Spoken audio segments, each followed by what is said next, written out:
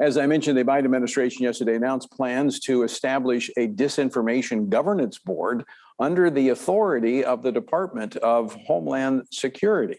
Interestingly, it will be headed by Nina Jankowicz, who peddled disinformation herself regarding the Hunter Biden laptop as a Russian plot. This is par for the course from the Biden administration's version of the Department of Homeland Security, which also announced last month it would indulge the transgender lobby by replacing gender-based screening technology at TSA airport checkpoints. Folks, we have an ongoing disaster at our southern border, and our Department of Homeland Security is establishing a ministry of truth and falling over itself to promote transgender awareness. Join me now to discuss this dangerous confusion of priorities is Congresswoman Mary Miller.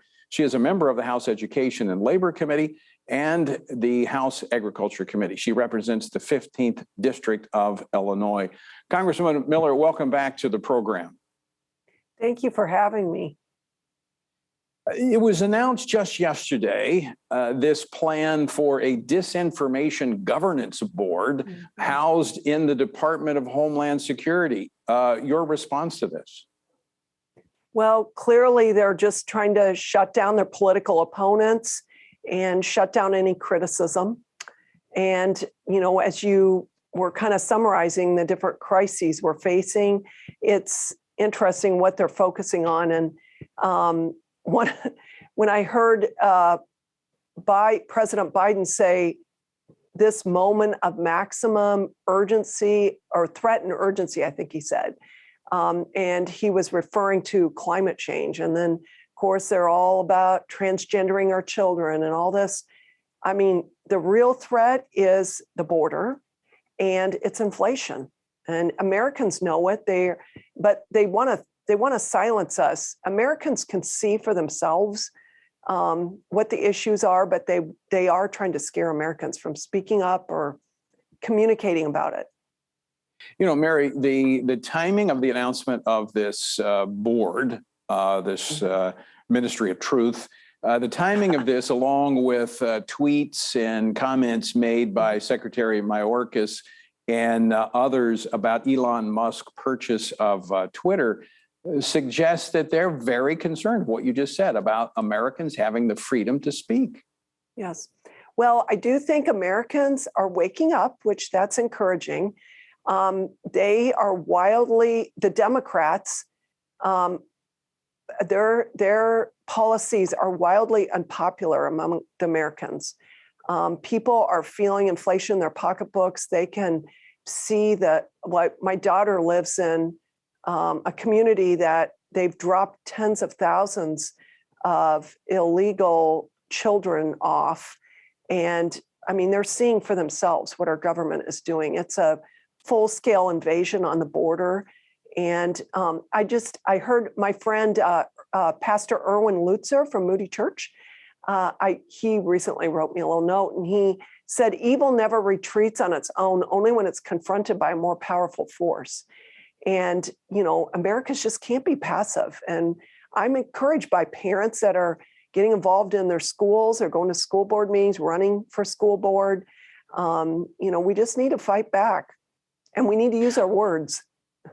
Well, not everyone's so excited about that. In fact, yesterday, the president, speaking to the 2022 National and Local State Teachers Award ceremony, spoke about parents getting involved, criticizing politicians. He said this, he said, today, there are too many politicians trying to score political points, trying to ban books.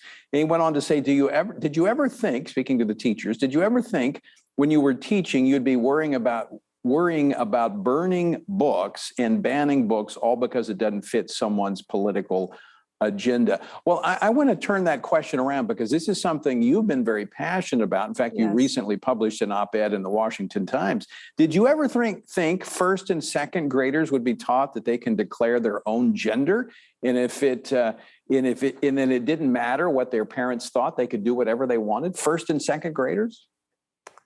Never. In fact, I just said to one of my staff members, it just feels like the world is surreal. Like, you just can't even believe the topics that are being discussed. But Biden has lost all credibility, in my opinion, with regular Americans, and they're underestimating Americans and parents and teachers, for that matter. I have family members and friends that are career teachers, and they don't agree with any of this, and they're not going to teach it. And in fact, our local superintendent of schools, he doesn't agree with this at all either. So, I think that the Democrats are in for a rude awakening. Americans definitely, I think that they're going to fight back when it comes to their children. I encourage them to.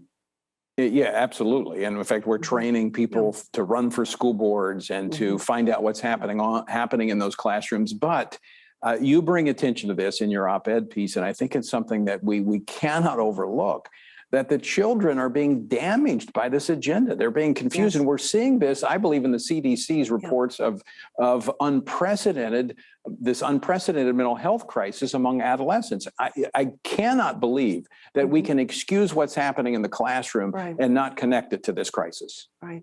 Well, I would encourage parents to really get involved, be communicating with your children about what's going on in school, how their school day's going. Go find out what the curriculum is that your children are studying and the books they're reading. And if it's this offensive material, I say do whatever you need to do.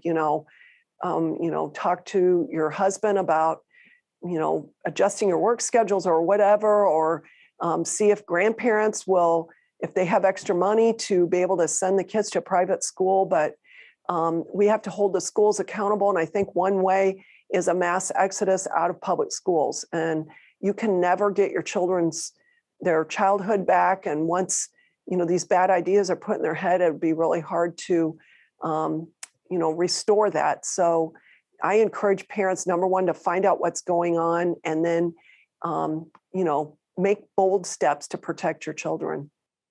This program doesn't fall into the category of what I call rant radio. We're not hair on fire trying to scare people screaming and yelling, but I do think we have to emphasize the lateness of the hour and what is happening to our children. And this is not new, but we now are aware of it. I mean, we've been aware of it. We've been trying to warn people, but now the general public is aware. Christians are aware, pastors are aware. We have to act based upon what we know. Right. I remember listening to a pastor years ago. He said, if you took instinct out of a beehive, you would have chaos. And if you take God out of a society, you would have chaos. And, we're swimming in an abyss of confusion because we've thrown God out. And, I took my children out of public school years ago and homeschooled them. And one of the things that offended me is that they weren't teaching evolution as a theory. It was a fact. They didn't bring God into the classroom at all. In fact, they biased the curriculum against God. I remember actually teaching in a kindergarten classroom, and it was Abe Lincoln's birthday, and I don't know if it's some resource or whatever, but they were talking about how much he liked to read and all the books he liked to read, and of course the Bible wasn't on it. Well, he grew up on the Bible. A lot of his ideas came from there. And, material is biased by what you put in it and also what you decide, to take out. And parents need to be just, you need to focus on your children.